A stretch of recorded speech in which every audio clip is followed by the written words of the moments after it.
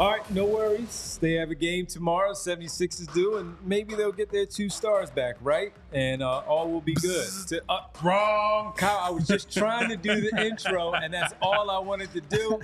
But clearly you jumped in. Well, the Sixers haven't started their intro yet, so I'm not sure you can get through one either. I'll tell you what, the Sixers are starting off their season like you started off your PHLY career. Hey. Guy shows up for one day of work and he's got jokes again. Well, listen, man. Well, I'm here. I'm giving my effort. I'm leaving it all out there on the floor. I don't know that we can say the same about them as the Philadelphia 76ers, of course, had practice today. Derek and Kyle were there. Derek Bodner, Kyle Newbeck, I'm Devon Givens. Bree with us as always. And the Sixers take on the Houston Rockets tomorrow at home. The last game of their 3-game homestand. And today's show, as we are hanging out with you on this Tuesday, is presented by Bet365. Download the Bet365 app and use code PHLY365 when you sign up. Whatever the moment, it's never ordinary at Bet365. Welcome back, Derek. And with that, we have found out that the guys are not playing tomorrow. Joel Embiid and Paul George are out tomorrow.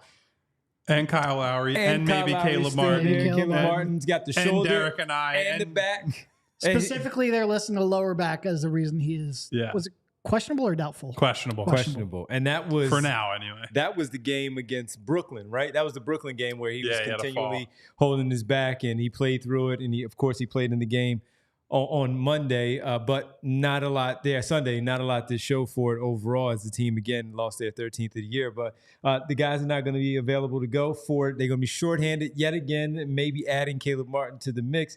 What were some of your takeaways clearly of the 2 guys not being available? Caleb Martin not there, possibly not playing tomorrow. Some of your takeaways from practice today. Yeah. So, we walked in and we got to see Embiid and Paul George shooting before we spoke to anyone. You could tell just based on the attire Embiid was wearing. He was wearing a hoodie and like low-rise shoes. He was not going through a full practice at that point. So you knew there was a pretty good chance he wasn't going to play here. We then, got word that, Embiid, Paul George, and Lowry are out. We spoke to Paul a little bit, and he said that he is hopeful he will return within the week. There are 2 games here over the next 7 days.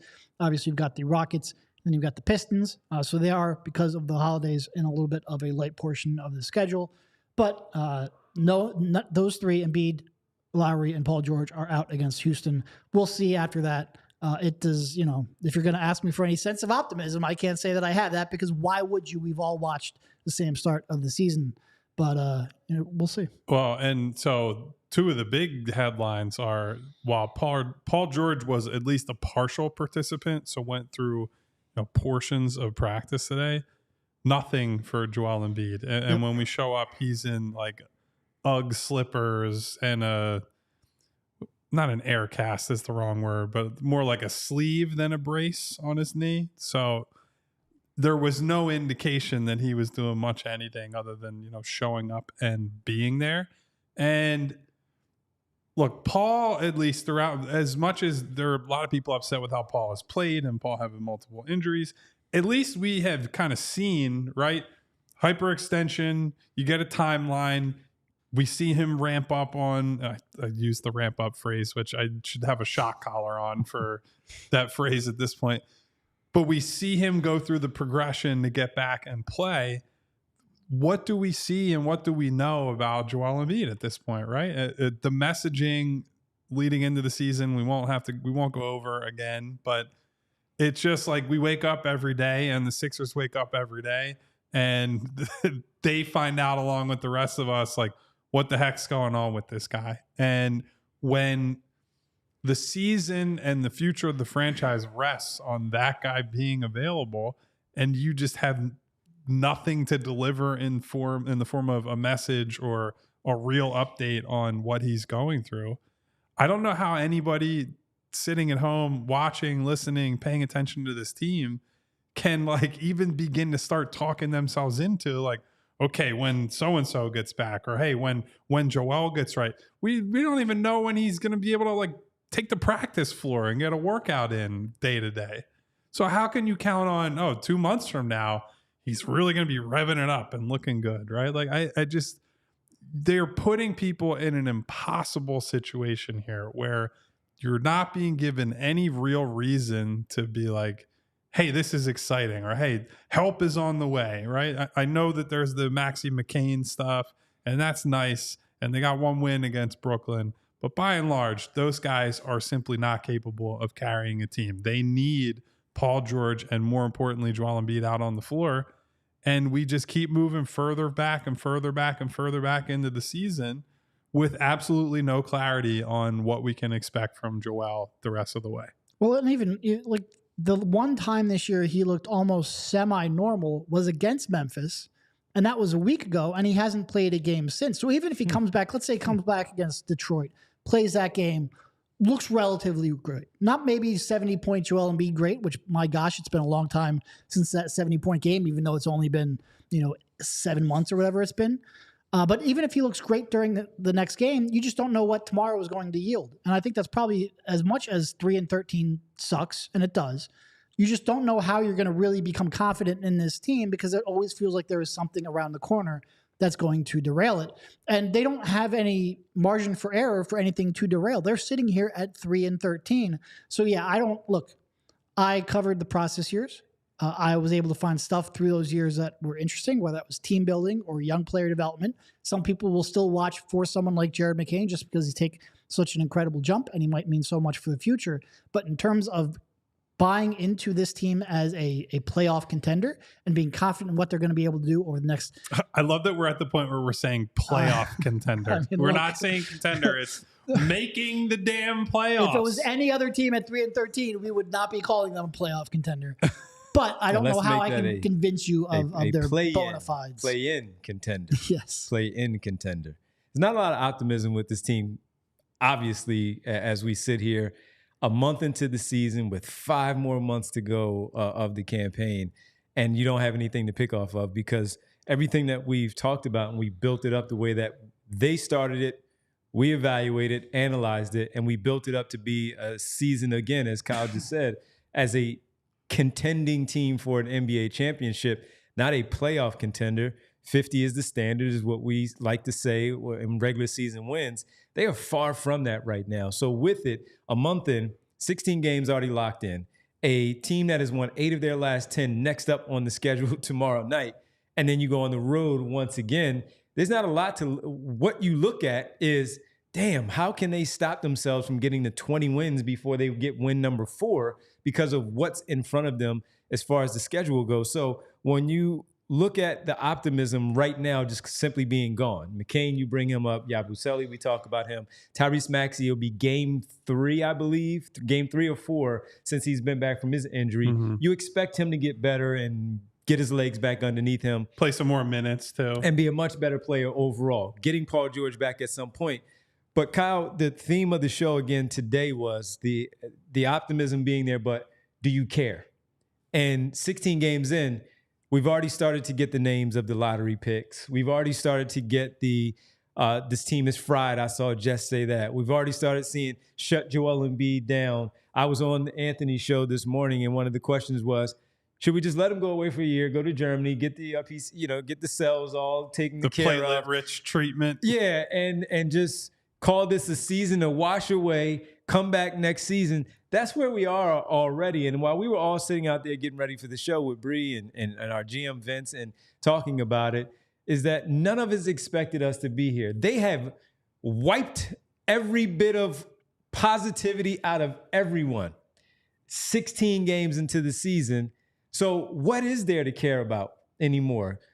Everybody out there, what do you care about this basketball team that's left with 5 more months of this season to go? What is there to care about with this team outside of the Jared McCain piece? Well, let me also say this, because you brought up Joel and or the tanking part is right. Really what. Yeah. So they, as an organization, are not going to tank, and they would need a couple major catalysts for that to happen. I do not believe, when I talk to people, because certainly at this point it is worth asking around, like, hey, you're 3-13. There's no clarity on Joel. Paul has had multiple injuries, the same injury but twice now. where are you guys at in terms of what this season looks like? There has been no change. This is still, they are going to try to win as many games as possible. Now, again, it's saying one thing and doing another is not impossible, right? And based on the lack of urgency we're seeing from the star players here, where Paul at practice today said, it's not that he's 100% healthy, but he intimated that he is not necessarily at risk if he's, out there and playing, but he's still not out on the floor. It's like, what you're saying to me is that you guys aren't treating this with the requisite level of urgency that needs to be there for a team who's 10 games under 500 and is certainly looking like it's going to be 11 games after Wednesday. So you hear all the messaging, and it just, like I've been saying for the Joel stuff, it just doesn't make sense in conjunction with one another, right? Like, okay, you believe that you're still going to try to go for it insofar as you can go for it when you're already in a 10-game hole, right? Well, then you're going to have to take some chances here at some point. Some guys are going to have to play with bumps and bruises. Paul is going to have to come out there maybe a game before he thinks he's ready, even if that means he can give you 15 minutes off of the bench, right? Like, you need these guys to be out there and showing that this season matters to them, because here, I brought it up yesterday with you, Devon. One of the things you risk, and Paul actually touched on this today, that he feels bad for the role players who came here to play with him and with Joel, who are now being asked to do things that they're probably not capable of doing. At a certain point, those guys will just give out, whether that's mentally, whether it's physically. They will just not have it in any possible way. And then these guys who are being tasked with holding down the fort, you're not just losing games, you're losing games by 25 and 30 points, and it's turning into you're a national laughingstock. I mean, at least more than you are already. So I just think if these guys can't get some form of a competent product on the floor very soon, it is going to become an impossible task to do anything with this season. And the organization, as far as I can tell, still has not really gotten to the place where they're even looking at the other stuff in the long term. And that's what the worst possible scenario for this year is you split the baby, right? Like you're trying to push for, or you won't just tank, you won't pull all the guys, and that's fair, right? You have a couple of 30-plus-year-old stars who you don't want to just rule out for the season for the hell of it. But if you fight for it and you lose, and then you end up you give away the 7th or 8th pick in the draft, that's a nightmare scenario. So they're in a really tough spot right now. So to add to it, when I was on with Anthony, he asked the question, I said, no, I'm not there yet. I'm not looking to do that. So I'm in line with the Sixers with that, how the outlook is right now. And the thing too, Kyle, as you say that it's one thing for the Washington Wizards to start 3-13. Mm-hmm. They know they're going to be 3-13. They're trying not to be, but they know they're going to be 3-13. The Sixers are in a much different spot, Derek, where no one saw this happening. So of course, naturally, they're not going to go in that direction just yet to really start to look at what the future is, aiming for a high lottery pick, that top 6 protected. You mentioned hoping and praying that they don't get a 7-8 to hand that over to OKC, because that's just not where they're there yet. They're going to believe that everything that they did this offseason is going to turn around at some point to get them at least in the mix of a playoff contention where they can fight themselves back into it, similar to what they did last year, dealing with Embiid's injury, Tyrese Maxey being down, but they fought to the very end where they got the 7th seed, beat Miami, and of course played the Knicks in that first round. They're not the Washington Wizards. By record they are, but they're not the Washington Wizards front office outlook-wise of where they want to keep this going with 60-plus games to go. And look, let's just go back to the tanking thing. Let's say you finish with the 7th worst record in the league when all is said and done. And some people might look at that, well, they're 3-13. Well, there's 9 teams right now that have 7 or fewer wins. There's a lot of really bad teams. When we get to the second half of the season, there's going to be a lot of teams really tanking aggressively because of the high end of the top of this draft. And most of those teams, like the Jazz, like the Wizards, They don't have the Blazers don't have the kind of talent theoretically that the Sixers have. So let's say you end up with the 7th worst record. You have a 73% chance of not keeping that pick, of just not having a draft pick to show for it. So that really shows you the risk of trying to tank, because the odds are you're going to tank and not have that pick, not have anything to show for it other than a pissed off Joel Embiid and a pissed off Paul George. Because the only way you have a chance to tank, to really keep that pick, is to shut both of them down now. Because no matter as bleak as things look right now, at some point, if they both get back on the floor at the same time, which I know feels like a tall order right now, but at some point this season it will happen, and they will run off a string of winning 5 and 7 games, of 8 and 10 games, because they do have that talent. The only way you could actually have a reasonable way of keeping that pick is to completely shut them down now, and that would be real tough to ask for guys late in their career like that. Yeah, that they're not. It's very easy as a person on the outside to say that, right? Reese, shut them down Reese now. is in the chat Tank, right now. tank, Shut them down tank, now. Tank, right. I understand that, but you have to tell 34-year-old Paul George, like, as much as people are like, oh, you paid a 34-year-old $200 million and he's still going to make a lot of money either way, that 34-year-old is at the last stage of his career, and the thing that he wants to accomplish before it's done is to win a championship, right?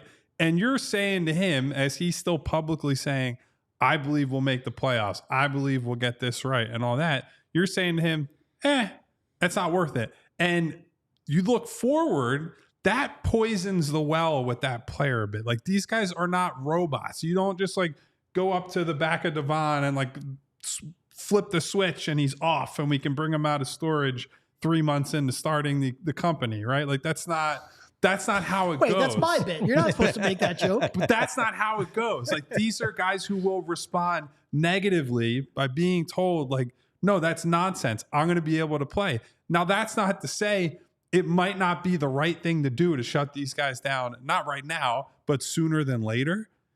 But it's not a battle you're going to win as an organization. So they have to just kind of strap in and say, we deal with the short-term pain, and then we really got to, it's balls to the wall for the rest of the season. There is no margin for error. Like, that's the situation they're in. And so I think that creates a really frustrating situation for fans who, from what I can tell, a lot of people are just starting to check out and write this team off, and like, rightfully so, right? They're 3-13. All the expectations have gone out the window. And so they're looking at, what can you cling on to? It's the future, it's hope, it's draft picks, it's, high level prospects. You get another one of those guys in here and round out the young backcourt, the two guys, if they can stay healthier, or even if they don't, there's less of a burden on them with another high level prospect. Unfortunately, that's not where the organization is right now. And maybe by, I won't say accident, but maybe based on the circumstances later this year, they will get there. But it is not happening now. And so right now is like peak hopelessness. And that in late November is just a miserable place to be. Yeah, so we want to know, how can you change that and get that joy back? Of course, winning helps, but we want to talk through it with all of you. We see the tanking. We see so much that's being said. Winona says she's still in. She's ready for a run. And there are going to be a lot of those people also. So we want to continue to talk with you, talk through it here today. How much care is there left for you with this basketball team? Do you think they have it in them to make a run? How much of that does, though, as Kyle and Derek both said, how much of that is leaning on Paul George and Joel Embiid having to play through some of those tough injuries that they're going to have to play through? It's one thing to be hurt. It's another thing to be injured. We know that. But can they play through it? And how much of that will bring back some of that excitement for you outside of the Maxey McCain part of it? We'll do that right here as we continue on this Tuesday, PHLY Sixers Podcast. If ever there was a time to choose chill, it is right now, ladies and gentlemen. As we are 5 o'clock somewhere, baby. We are in the midst of one of the darkest hours in recent Sixers history. Man. No matter what the annoyances are in your life, even if it is a miserable 3-13 basketball team, there's always a better way, a chiller way, you might say. you can reach for an ice cold Coors Light. With Coors Light, you know you're getting an ice cold beer because the mountains turn blue on the bottles and cans right as they hit that perfect temperature. Thanksgiving's coming up this week, right? A lot of people will be getting together with their family. And listen, some people have harmonious, very happy families. Other people, you got that one uncle, that one cousin you just don't get along with. They got a lot to say that you don't agree with.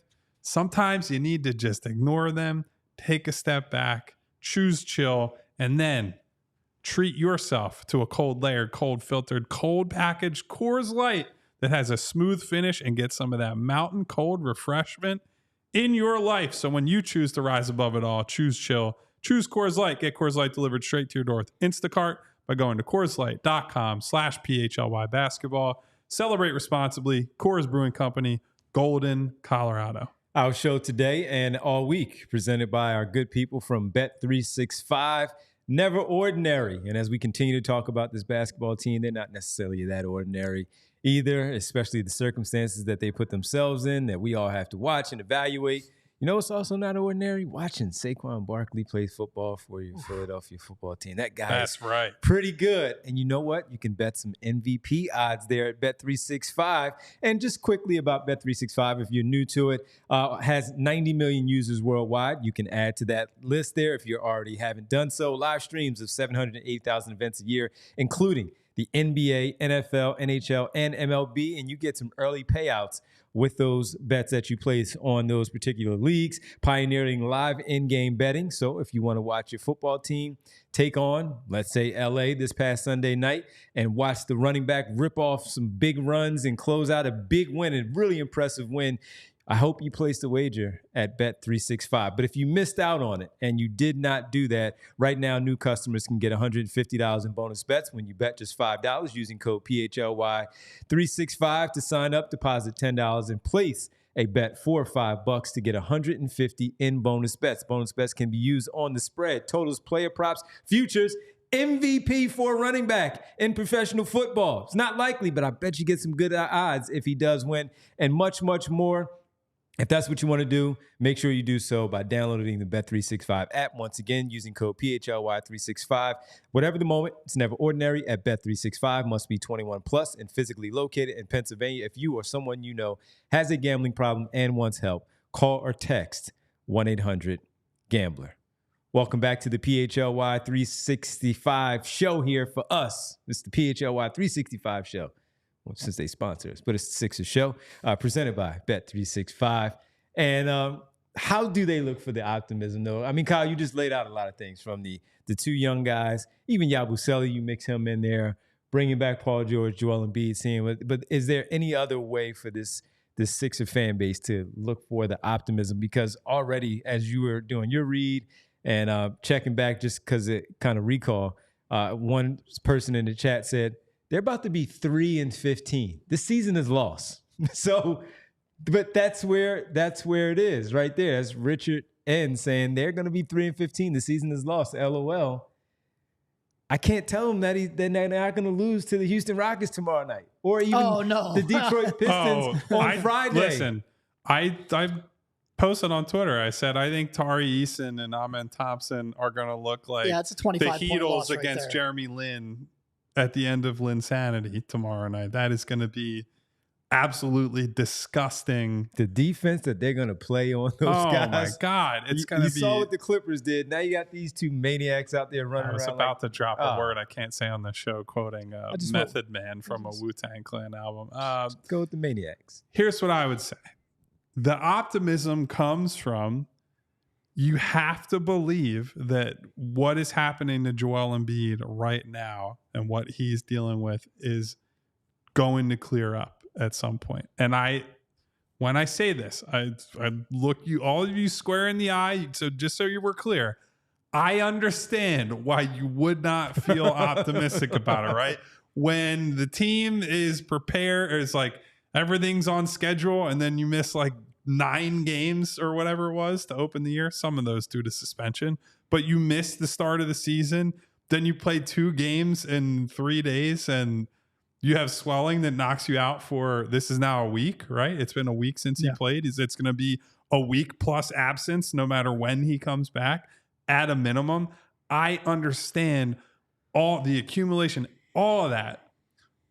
It could also, I'm not saying it will be, it could also just be you were unfortunate right now and maybe you'll get fortunate later, right? Like one of the things that's so hard to do in any discussion about sports is to properly factor in, how much luck factors in, right? And it's a bad place to be when you're dealing with health luck, right? It's bad enough dealing with shooting luck and things like that, which I actually asked Nick Nurse about today. But you're basically just hoping that Joel Embiid's knee will cooperate. And I get why that is such a debilitating, frustrating thing to do, but maybe his knee will respond, or maybe he will just figure out at some point, this is the new reality. My knee I'm going to have to play with, some level of pain in the knee. It doesn't mean that he can't walk or he can't move. It means you're just going to have to deal with it. I think I brought this example up with you yesterday, Devon. If I didn't, correct me. Chris Paul has played with one meniscus in his knee for 14 years. I know that Chris Paul is 6 feet tall and not dragging all the weight that Joel Embiid is up and down the floor, but he has managed to be an incredible basketball player for a very long portion of that 14 years, including after people thought his career was completely over. And then he ripped off 3 consecutive All-Star, All-NBA seasons. Yep. So you brought it up yesterday. Yeah. So I will reiterate, Joel Embiid needs to have Chris Paul's habits, right? Chris Paul, one thing he is notorious for is being and I mean this in the best way possible, a maniac, right? Like he is as diligent as someone can be about his game, his body, his off court, all just as a competitor. Some people that even rubs them the wrong way. That's why the James Harden thing didn't work, because those two were, oil and water in terms of the personality and all that. But that's why I keep hammering the Joel off court stuff. That's why Derek has also said, brought in comparisons to Iverson, right? Where like they might not be the same on the floor, but when you look at what happens when you need the consistency and habits to be able to extend your prime and extend your career after your physical prime ends, that's why it ended, or part of why it ended for Allen so quickly. And none of us, including the people watching the show, want that to happen to Joel. He's going to have to deal with physical decline, whether it's, sharp the way it looks right now or more gradual. How he responds to it and how he learns to manage this is part of the process. I do think you can retain some optimism because the skill level is so high that as long as he can get to a place where he can just manage it. I'm not saying his knee is miraculously going to heal, right? But he can get to a point where he manages it. The skill level will be there. And then he still has the synergy with Tyrese Maxey. You still have Paul George. You still have Jared McCain. The talent for this team is there, but he's got to get on the floor. There is just no way around it. Yeah. I would certainly say that one key point that Kyle brought up between Chris Paul and Joel Embiid is the 100-pound difference. And I think that makes a substantial improvement or a substantial difference in how we talk about it and in your outlook on how he can stay on the floor. But if you are going to sell any hope, and look, this isn't necessarily me saying I believe in this dose of optimism, but your I'll call it big four. I'm going to stick with that. Your big four have played a combined 6 minutes together. So if they did ever find a way to get on the floor and stay on the floor, which again, I don't know how it's going to happen. I certainly am not going to give you any optimism. It will happen on a consistent basis based on what's happened so far. But I agree with Kyle. They certainly have the talent. And if it was just freak injuries that have left them sitting here at 3-13, we would be having the conversation of, oh, they're only 4.5 back of the 6 seed or whatever it is. Mm-hmm. They certainly have the talent to make up that gap. Yada, yada, yada. It really is. First of all, you would have loved for Nick to find a way to steal 1 or 2 or 3 more of those games just to put them in a better chance. But also, it's just the fact that we have no confidence right now that they're going to sit here and be able to find a way to consistently be healthy. It's been very, very tough. It's one thing, like I said, to play poorly. It's one thing to put yourself in a hole. But if you're going to climb out of that hole, you have to be close to your top self, and they're just nowhere near it. So looking at the fact that a minor thing with the Joel Embiid piece, if he is out there, let's say he does get out there and he's fighting through it, he's playing through it, the fan base can tell because he wears his emotions on his sleeve, and sometimes he can have that droopy dog kind of face, and that can just zap the energy, of course, of what happens in the arena if they're at home. You can see it through the television. The teammates see it. And when you see something like that, and you got the moping that we talk about, or the flailing of the arms if something doesn't go right, fighting with the officials while the rest of the team is running back the other way. Since they've created the hole that they have no room for error, where everything you have to do every little intangible to get yourself back into it. And if you believe that he can go in there with that type of mindset after having that closed door meeting, that yes, some things leaked out, but guess what? Even though some of those things leaked out, forget about doing your investigative Inspector Gadget type of stuff and find out who leaked it. Just go and play. And when you go out there and play, that shuts all of that stuff down. Gadget.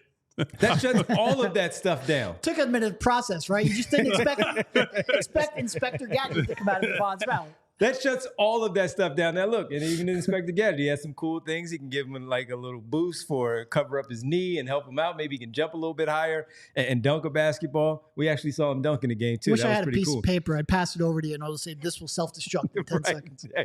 But listen, man, all of that stuff matters because of where they are. What was the name of his enemy's cat, by the way? The cat? Well, it was Dr. Claw was Inspector Gadget's enemy, but I don't remember the cat's name. Yeah. This is how little we want to talk about this team right now. We're about to go on a multi-minute side course about Inspector Gadget. And we run with it. We love all that little side fun stuff here on the PHLY show, but they don't have a lot of room for error, so everything matters and includes the body language that is out there. Mad Cat? Like, no, MAD.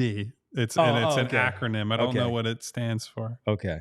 Oh, Dr. Claw's organization was named MAD.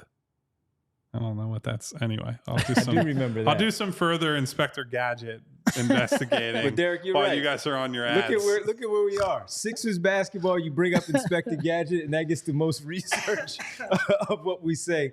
But man, everything matters from here on out. We expect them to lose on Wednesday. There's a chance that they lose on this road trip also, but. You guys brought up something too. When the season really is lost for the teams that expect to lose, they absolutely just start tanking, as we talked about that. They want to get their better draft position. You brought up the Jazz and the Wizards and all those other teams. If the Sixers do their job, they could naturally just move up, even if it's back into that 8 or 7 spot, if they get those guys back. So the optimism there is, while you don't want to rely on some of the other teams to do the things that they're doing by looking for better draft position and shutting certain things down, which you are not going to do, if you win these games, they're on merit going to lose, and they're also going to lose because they are trying to find themselves, as far as the lottery goes and the NBA draft goes, starting to fall right back down in that Eastern Conference standings where you will move up as a result of those things. That's where you are right now. So win your games. Get your guys healthy, get out there, and take advantage of some of the issues that the other teams have when they start to tank, that you start to move back up in the standings. And I will say, so when you pay attention to the rest of the NBA, I understand. I don't like hearing the excuses of like, well, if Joel and Paul are out, they just have no chance, right? Like, I watched the NBA. The Nets last night, with like 6 guys out, beat the Warriors, right? Dennis Schroeder scored, 31 points. And they're starting like Zaire Williams, who couldn't play in Memphis. Dorian Finney-Smith was out. I think was Cam Johnson available, and he might have scored like 5 points. Yep. Mm-hmm.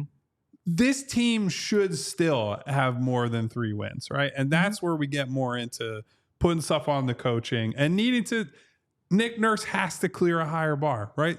The creativity that we've talked about in the past, we need to see that, right? And I need him to do more than run the basic dribble handoffs. And then when you do get these guys back, presumably Joel Embiid will play again, right? Run the staple plays. All the integration nonsense, throw it in the trash. I don't care. Run whatever you need to do. If that means pick and roll with Tyrese Maxey and Joel Embiid, 15 straight plays and a bunch of elbow jumpers for Joel Embiid, then that's what you run, right? Like, it doesn't have to be all that creative. And that's it. Like, he hasn't been creative when he needs to be creative, and they haven't been forceful with their best stuff or their continuity stuff when they've had the guys who can run it. So you can spin that into optimism if you want, right? You could say they haven't done enough of the basic stuff, taking the low-hanging fruit and taking advantage of those things. And if they just do that, even without high level Joel Embiid, you should be able to get closer to 500, right? It shouldn't. Kyle, no matter what has happened, you should not be 10 games under 500. We laid out the games yesterday. Roster. The Phoenix game where Paul George forgot. Then the Orlando game, the Miami game that they had. The Toronto game. Yes, exactly. And Derek, since you weren't here, I know you were watching, but we brought up the fact that last season they competed. Like, bringing up the Brooklyn Nets, they competed last year. And I don't want to bring it up again, but just the Pat Beverly game against, what was that? The Boston Celtics, where they almost won. And in Denver, they went in Denver with Pat Bev and Paul Reed. Yeah. And that was a competitive game until like a minute and a half was left. They competed. Right. This team is not competing. If they were competing, they win that Toronto game. They beat the Cleveland Cavaliers because they let them hang around and give them their first loss of the season potentially. They beat the Phoenix Suns, the Los Angeles Lakers in the final game of that trip. They do those things, and we're probably talking 6-10, 7-9. Instead, they're not competing right now, and that is why they are where they are. Nick Nurse has to get that one. He has to get that one going. And the players have to take some pride in going out there and find a way to fight through some of the issues that they have and stop creating these other problems like the third quarter that Derek always brings up, and play better where you give yourself a chance in the fourth quarter where it's not a wash and you're blown out. Wait, you brought up the third quarter.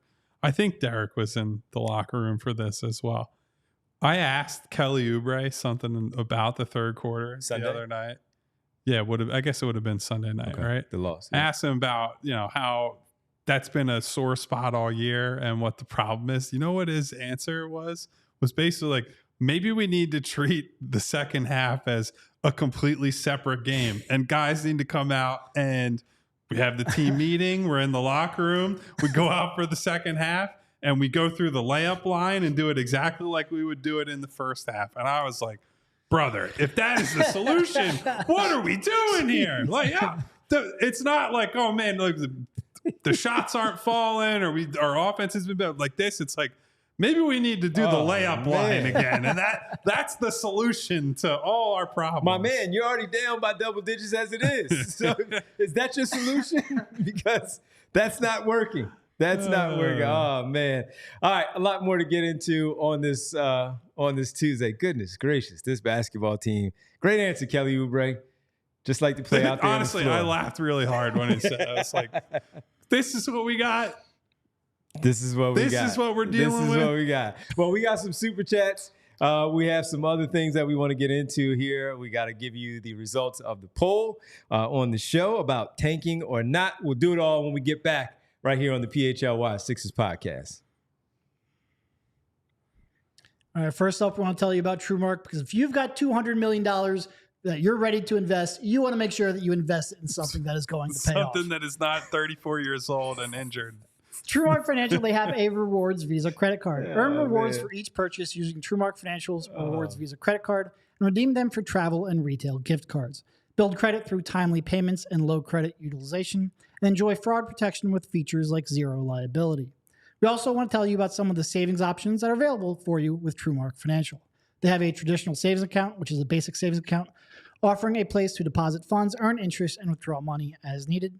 There's also a money market account, which combines features of savings and checking accounts, offering higher interest rates and limited check writing capabilities, giving you easy access to your money when you need it.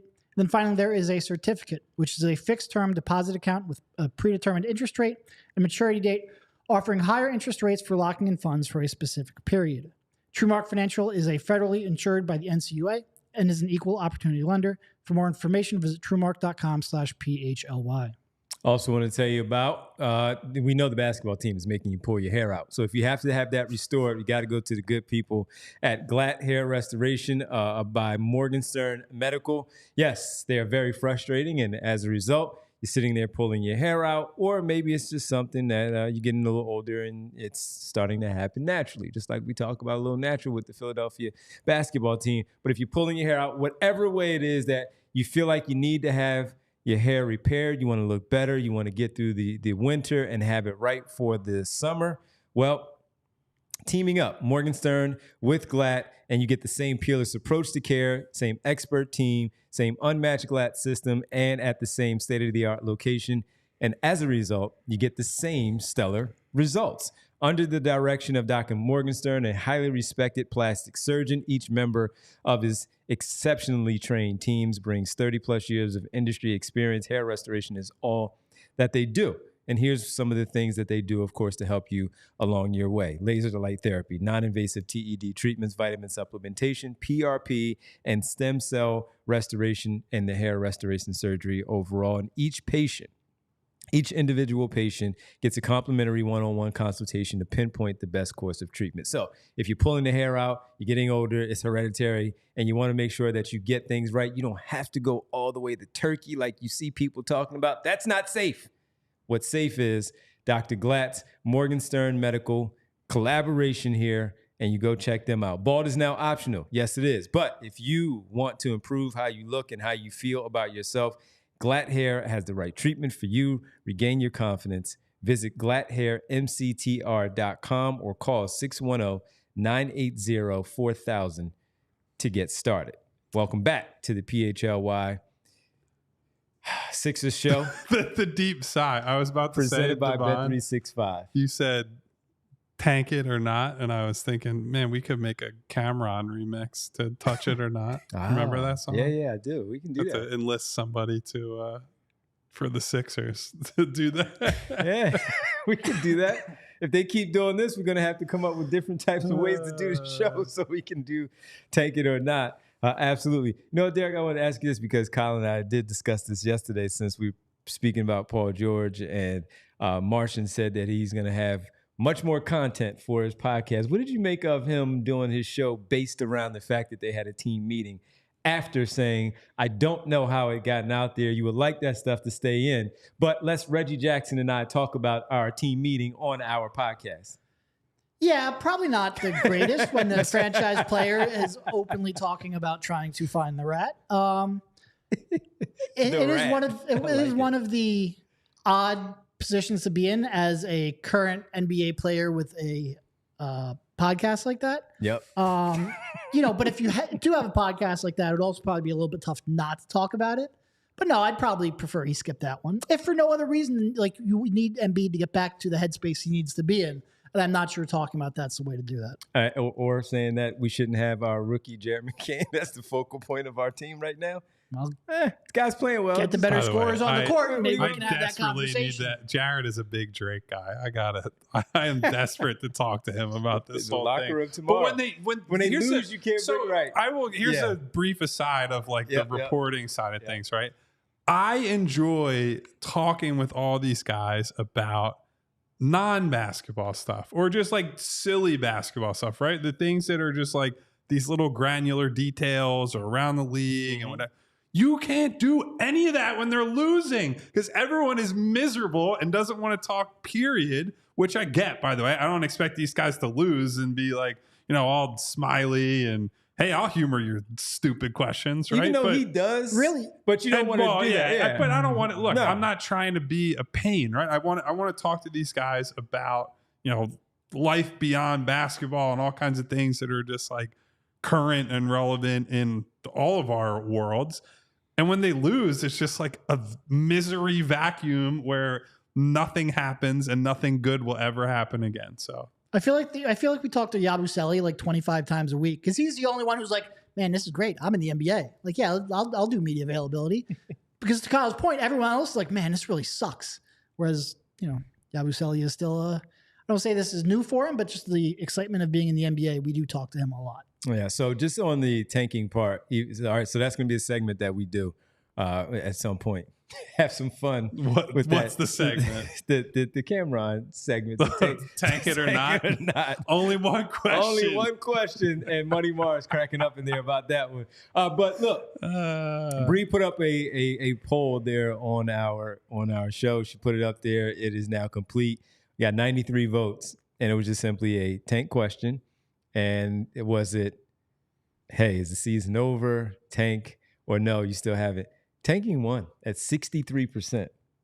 It's a pretty comfortable win, yes, too. it's not even close. There's 63%. No chance.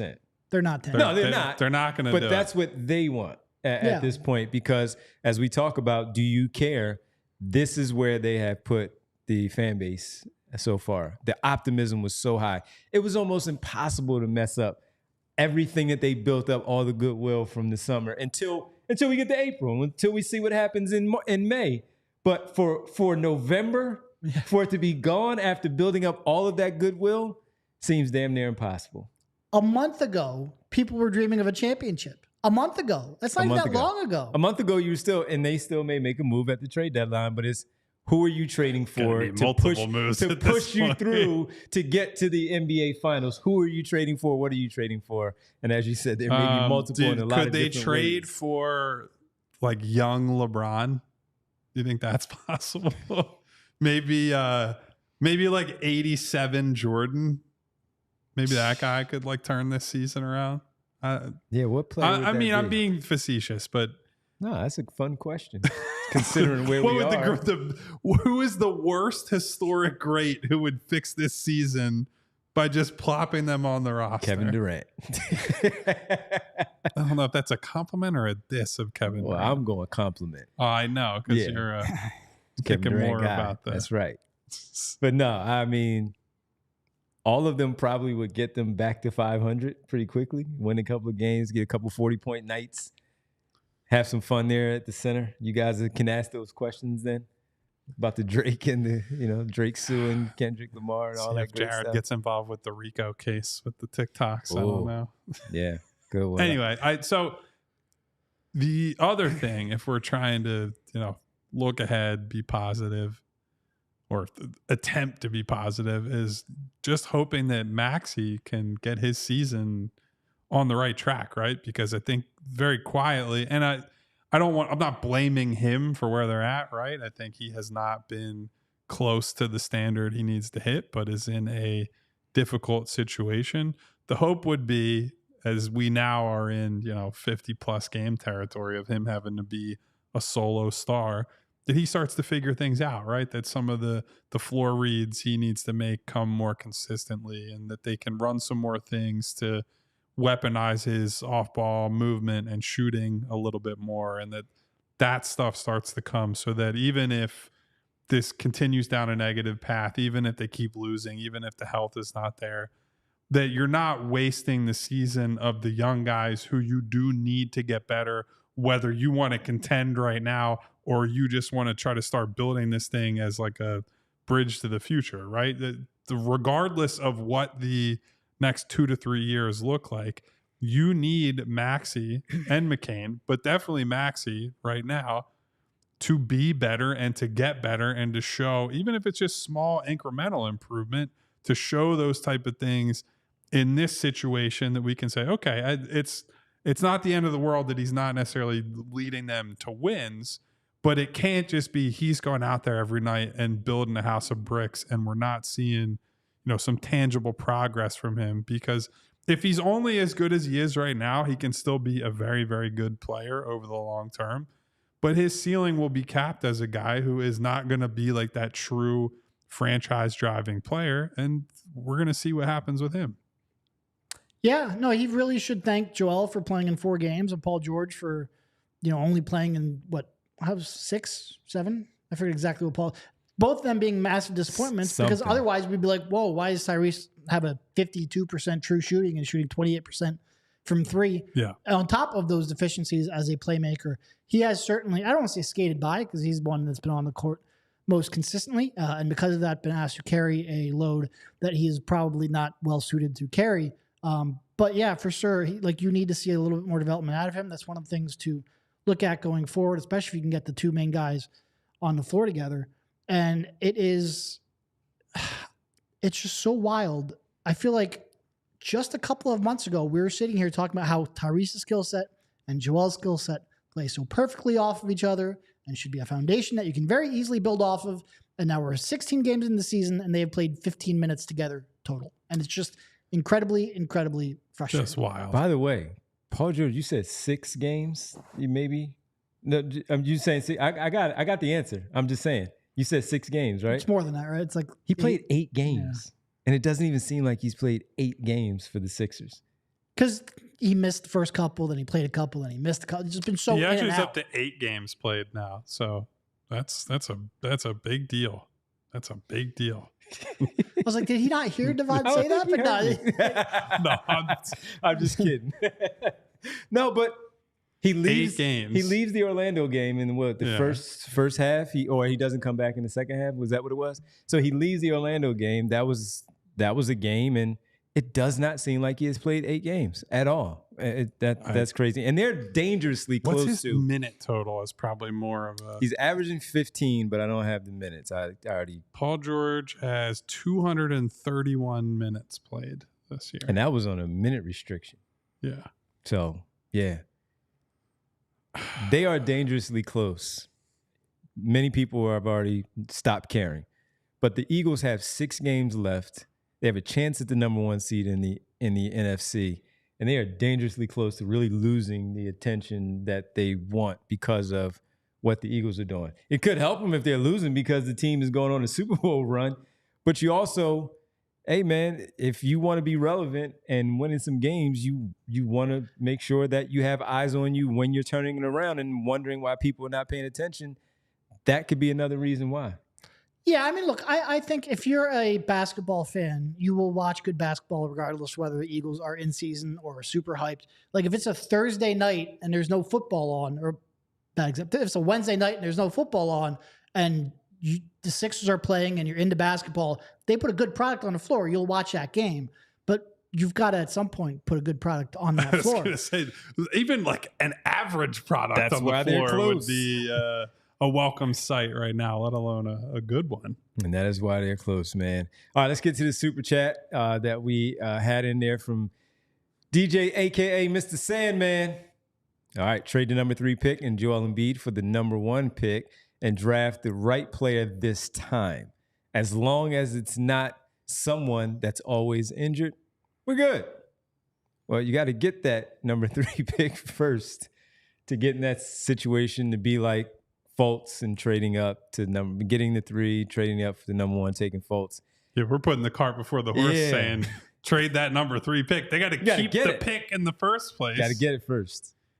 And look, I if they have that opportunity, that would be great. But I have seen some truly disgusting trade proposals involving Joel Embiid, which again we have to reiterate, cannot be traded all season. Can't trade him this year. And Sandman that's more in the long term. But I saw one that was like trade Joel Embiid for Claxton and Cam Johnson, and I was like, you want to talk about needing glatt hair restoration from ripping my hair out. If I had to watch that team every night, that's another team that's going absolutely nowhere. So it really comes down to this. I feel like a broken record. Joel's got to get healthy and Joel's got to play at a high level, because if you are in a position where you have to trade him, that suggests that his play has been so bad over such a consistent period of time that it'll have no value, and you're dumping him for nothing or close to nothing. So then the future team still isn't good because you still don't have the true like number 1 anchor. And oh, by the way, if you trade Joel Embiid, Paul George is likely asking out. You're probably going to have to dump him for less than he's worth because he'll be 35 years old with $150 million owed to him. So maybe that just highlights the hopelessness that we were talking about at the start of the show.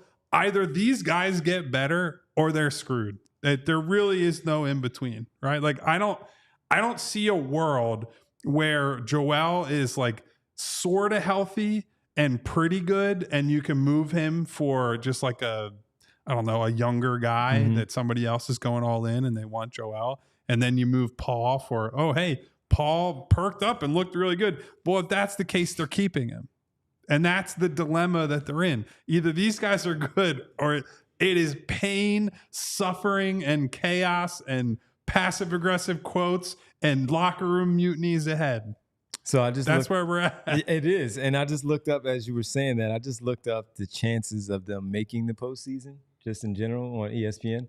But they're like odds or whatever? Yeah, 44.7%. So we're under 50 now. Of making the playoffs. Yep. Let me check Basketball Reference, see what they think. All right. Yeah. Yeah. Give me a second. What is that? Is that source. Is that like their basketball power index? Yep, the power whatever index. it is? Yeah. Yep. Mm-hmm.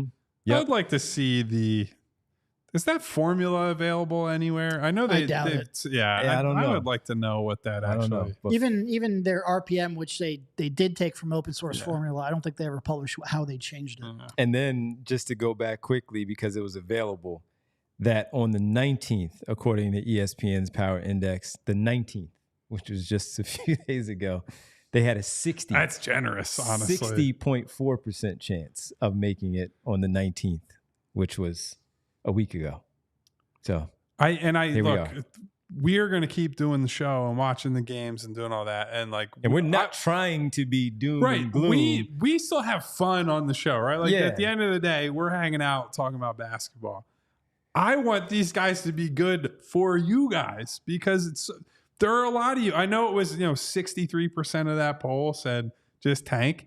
That means 37% of people are like, I'm not giving up yet. That requires a level of optimism that, frankly, I'm envious of because that's not how I kind of rationalize the world around me. But there is still a pretty significant group of people who are saying, I want this team to be good. I believe in Tyrese Maxey. I believe in Joel Embiid.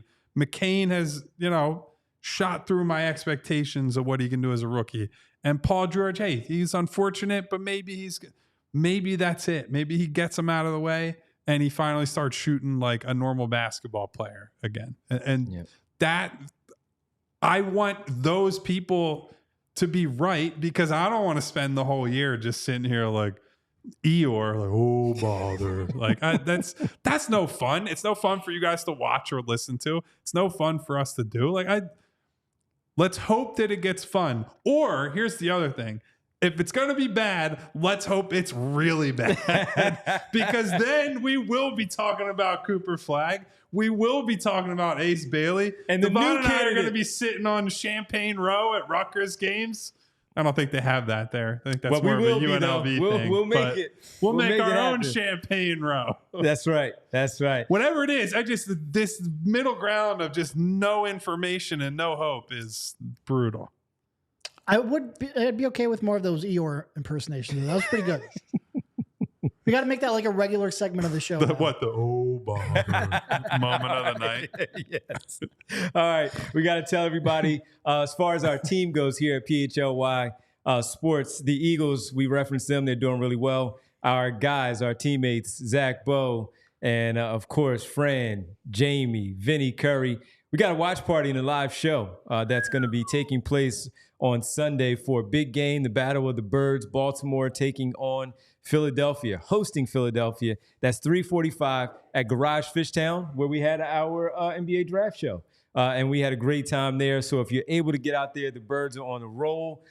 Baltimore, good win last night, also in Los Angeles. So Battle of the MVP candidates, baby. Yep, and both teams really trying to position themselves in their respective conferences. So as a result, again, hang out with the team, watch party, and live show Sunday, 3:45 beginning for the Battle of the Birds at Garage Fishtown. Great food. We had the cheesesteaks, we had the wings, we had the fries, all that stuff. Just great food overall. So go enjoy yourself, hang out with the team.